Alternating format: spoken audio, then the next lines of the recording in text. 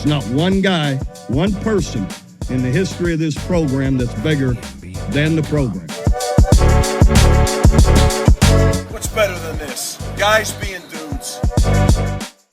My people, what's up, and welcome into this special edition of the Program Guys podcast. This is an emergency podcast, folks. The Oklahoma Sooners have their new offensive coordinator in Ben Arbuckle from Washington State. Mark, initial reactions. Initial reaction, he's younger than every one of the guys. I don't like it. I don't like that part of it. On the field, I think it's absolutely the home run swing of the bunch that we were looking at. You know, you put him up against Faulkner, you put him up against Cade Bell out of Pitt, you put him up against Joe Craddock from Tulane, and all of those guys are good. They've been effective. They've put things on film over a long career that you've seen grow out. And Ben Arbuckle started calling plays 2 years ago. And I think that all along, if you were looking for, as I've said many times, the 2015 Lincoln Riley, you know, this is gonna be where you're looking, is the young wonderkind who is calling an air raid offense. Knock, knock, that's Lincoln Riley in 2024. So that's my first reaction to it. There's a lot of pieces that come out of it. What did you think? Yeah, I think it's the high risk, high reward choice. I was hoping, I don't think he has a high floor, right? He's got probably the lowest floor out of all the other guys that you just mentioned, and that's the risk you take. But also, again, like you said, he has a really high ceiling, and this risk could definitely pay out. I also like that he may be potentially coming with his quarterback because that's a thing that's very important. If you really have 1 year to make sure Brent Venables doesn't get fired, 1 year to make sure you yourself, Ben Arbuckle, you don't get fired too. You probably bring in your guy, and I'm happy about that. If they can, right? It was tweeted out today that John Mateer, the 6'1", 219 quarterback, who's from Texas, wherever Yeah. Little Elm is, he's Yes. from Texas, Yeah. is also entering the transfer portal. And so you don't know for sure that they're a package deal, but perhaps they will be. And anytime you can get the team that put up 14 points against Wyoming last week, anytime you can get that pairing on your Yep. roster, you have to jump at it. You just Yeah. can't help it. I think I think, go ahead. yeah, he had the ninth best offense in college football this year. Ninth best scoring offense in college yep. football. That is true. He's up for a Broyles Award as Mhm. well. So all positive things there.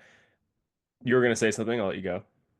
Oh, I just think we have the official statements from Brent Venables and from Ben Arbuckle, and I don't want to just read the entire thing, but obviously Brent says all the right things about him, especially being like a former quarterback and coming in to play the quarterback coach role. Also, that's something that, like, I get emails from the Sooner Club, and that part's in the subject line is quarterback coach. They know they messed up, and they're Yeah. trying to fix that with this hire in particular. The piece of the Venables quote that I think we should just touch on a little bit is at the very end, he's talking about how he's incredibly excited to see the offense reach new heights, working alongside of the rest of the offensive staff of Coach Joe John Finley, Coach Biedenbaugh, Coach DeMarco Murray, and Coach Emmett Jones.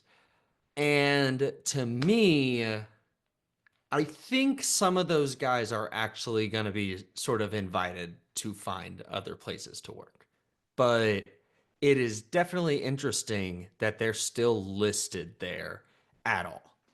What That do is you the think? that is the most important part of the quote from Brent and the statement as a whole.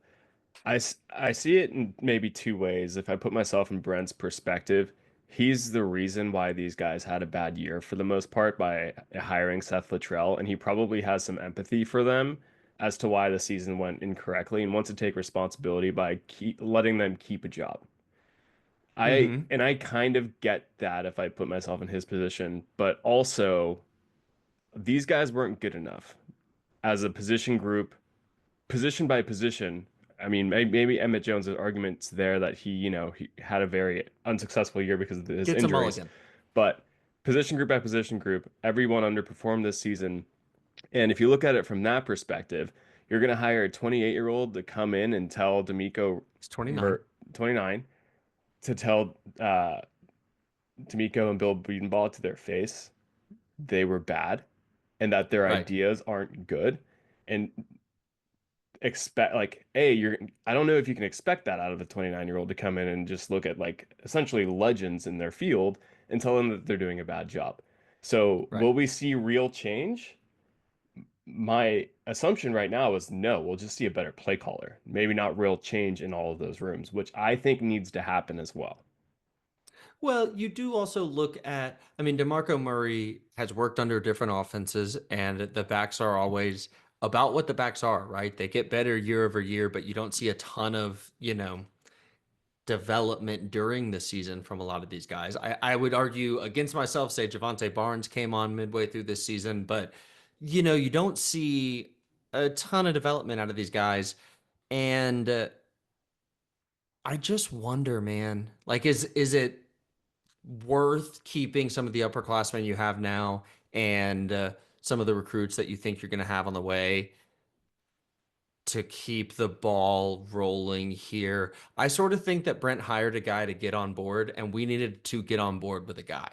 Yeah, That's what I think is what should have happened that sums it here. up. And to me, that last part of the statement is even though I do think Ben Arbuckle is going to be a successful offensive coordinator, that part of the statement shows me a bad part of process here. Yes. And I have concerns over that piece. To the Arbuckle statement, he talks about running several different kinds of personnels and scheming towards his personnel and all of that. And that sounds good, but we've seen it for 2 years. And the thing you did this season the most was pass the ball. The thing you did last season the most was pass the ball. You better come in and have a very great quarterback season, no matter who that starter ends up being. I am like, this is what you're hiring Arbuckle in particular to do, right? Yeah. Maybe they had those conversations with Faulkner and they fell apart. That was my preferred candidate, but not going to be the guy. And maybe it fell apart over something like, we don't know if we can get you. We don't know if having you gets us that level of quarterback that we feel we need to succeed at the next iteration of this offense. I Yeah. I don't know. Agreed. The point it's funny because he says there have been years where the best thing for the team was to throw the ball, and there have been years where the best thing is to establish the line of scrimmage and get it going from there. I'm like, years, dude, you've only had four, kind of just Yes. two. You were coaching high school football in 2020, and kudos to you for making it this far. I mean, Oh my God. Meteoric rise. yeah, incredible. Absolutely incredible. And I'm excited for it overall. It's just kind of a funny quote, knowing that he lacks experience. Speaking of the Brent Venables part of the quote, keeping the guys around. Also, Brent Venables in that is saying, I'm still in full control, which has me worried because I don't think he should be in full control of the offense because this year was such a bad showing and he should have stepped in at that point in time. There's groupthink in the rooms all the time. Like the fact that Bauer Sharp can throw a football against LSU when we're in field goal range, that's mismanagement of every single coach in that room. And so that's what needs to change. Not necessary, and that's not going to change if those guys stay in the room. It's interesting. I thought earlier on in this coaching search process that I liked the idea of bringing in a younger guy at OC, and then you know what? Brent is your North Star. And we've been saying for 3 years now, he says all the right things. We think he knows how to build a culture. We think he knows how to build a program, and it hasn't gone the right way, right? Well, now you've got guys who, like, they haven't even done this at this high of a level yet. They are totally following your lead. So it's time to see, right? It is absolutely, I keep going back to it. It is the home run swing. You could go, get a Faulkner and run this physical line of scrimmage, just running the ball kind of offense. And maybe that just gets shut down against Georgia. Maybe that just gets shut down against Bama, teams who have better lines of scrimmages than we do. And this is the one where you get the right quarterback and you get the right receivers. We got to talk about that position. Yeah. And enough out of the offensive line from a run perspective, from your running backs, it could be explosive. ninth in scoring offense at Washington State. It could be explosive if it hits. Yeah. Again, to keep his job and to keep Brent Venables' job, we say this a lot. You just have to average 26, 25 points a game, and you probably do it. Yeah, at least with this defense. And we'll Yeah, see what next year's looks like. But unless people leave for the portal, I think we're actually going to see growth. I agree. I would agree. Yeah, let's talk about that wide receiver room. Two recruits no longer committed to the University of Oklahoma. What are their names again? It is Marcus Harris and Grayson Harris.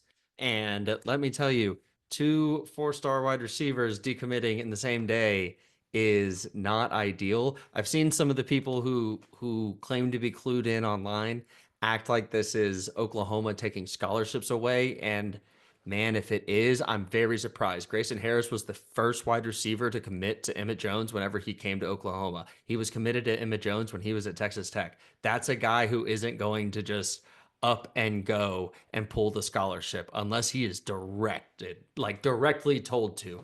I We'll see, or I guess we probably won't. Why would we ever find that out? But it's an interesting thing to me. And Marcus Harris too.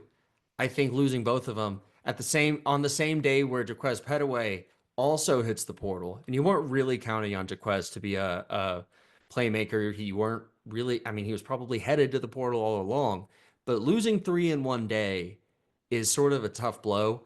And I told you today I'm expecting more guys to hit the portal from that room too. Yeah, And so you got to be hitting the portal on the incoming side of it too. yeah, I don't know who's out there, but you got to get them to Norman, Oklahoma. yeah, agree. I don't really believe this scholarship pulling conspiracy theory, but I think we'll be able to find out if that is true because of the amount of scholarships. Maybe we keep all the guys that are currently in the room. I just don't see that being the case. Other news that is just in, Kevin Johns will not be retained, and Arbuckle will bring in two analysts with him. So Kevin Johns will no longer be at the University of Oklahoma next year. Man, good reporting by looks like Sooner Scoop on my end over here, Carrie Murdoch. That's Brent has been very, very complimentary of Kevin Johns and the work he's done with Jackson Arnold, the work he's done to change the offense. And it's just weird to me that you're bringing in this guy to be the head honcho over the offense and your quarterback's coach, but you're keeping everyone else except for Kevin Johns, who you've credited with this turnaround from Jackson Arnold. Just weird. Maybe Yeah, nothing. And we'll get week 2 into the season next year and not even think about it. But interesting. Wishing Kevin Johns well yeah, because I think he was very impactful. yeah. I really hope it's not a situation where Kevin Johns looked at Brent Venables and was like, "That was not the right move," and decided to leave the program. But from a title perspective, it makes sense if Arbuckle's bringing in two analysts or people at the same level as Kevin Johns. So this looks like just like a like for like. They had to open up a spot, and Kevin Johns was the odd man out here. Keeping Joe John Yeah. Finley, to me, I mean, we can get into it more this week, but goodness gracious, that's the worst position group we had this I don't year. get that at all. I saw someone suggest that he's going to get the Mike Stoops treatment, and I'm just like, why? Why? Yeah, Because he played here. We fired Seth Luttrell, and Seth Luttrell won a national championship. yeah, Man, you gotta. And then this is a thought I had. What if it's to avoid the buyout? I'm sure it's not a large buyout with a tight ends coach turned interim OC, but he got a raise to get that co-offensive coordinator position at the beginning of the year. And we don't know what they're paying Arbuckle. It might just be like, hey, if you go find another gig, if Levy offers you basically the same job, you'll go take it. And then we don't have to mess with it. That's yeah. the only thing I can think because not hitting the reset button in that room in particular is I strange. I agree. I wish Brent Venables didn't name names because it is possible that he's doing Joe John a favor now, but is going to allow him to like shoot his resume to other programs because this Right. one it really doesn't make sense to bring in someone who or you're bringing someone in to replace Joe John Finley. Why keep Joe John Finley? That's really difficult for us. It's a very difficult situation for Arbuckle to walk into. A Whereas Zach demotion. Alley, when he walks in, he's it's open arms from Miguel Chavis and Todd Bates. Right. This isn't maybe an open arm They've situation worked for together Arbuckle. before. Exactly. Arbuckle's a 29-year-old with no cachet and is coming into a room full of Sooners and an absolute legend and the offensive line coach. I don't know how. I mean, look, he's going to handle it, right? Yeah. He's going to handle it. I'm confident that the guy doesn't get the role. Brent doesn't offer him the role if he doesn't see something in him that's like, oh, he'll be able to handle it. But again, now it's all on Brent. That's what I just said. I'm confident in Brent. If this doesn't work, it's sort of the last straw, and I think he knows that. Yeah. He's sitting on the bench. It's just not hot. That's where Brent Venables is right now, I think. Dude, but it gets hot if you're even like midway through the season and things aren't going well. Agreed. I think, I mean, December 4th is signing day, 2 days from now, Wednesday. You got two commits or two new scholarship spots open at the receiver positions. Do we go find another one? Micah Hudson just hit the portal out of Texas Tech. Would love to go see us attack the portal for Micah Hudson at Texas Tech. You know, you have to address it in a big way because I mean, we don't have to get all the way into it, but I think we lose 2 or 3 more guys. Agree. And we will get into it later this week, folks. Remember to like and subscribe to the Program Guys podcast. Mark, anything else on Ben Arbuckle before we bounce? No, we'll get more thoughts out there, I'm sure, over the coming weeks. I did not go and watch, hours of Washington State offense after the news dropped today. I've got a day job, so I can't really do that, but would love to spend some time watching over the coming days and weeks and drop little nuggets where I can. Absolutely. All right, folks, new offensive coordinator at the University of Oklahoma. Looking forward to talking more about it this week. Mark, take us out. Keep pushing it, baby. 3, 2, 1. There's not one guy, one person in the history of this program that's bigger than the program. What's better than this? Guys being dudes.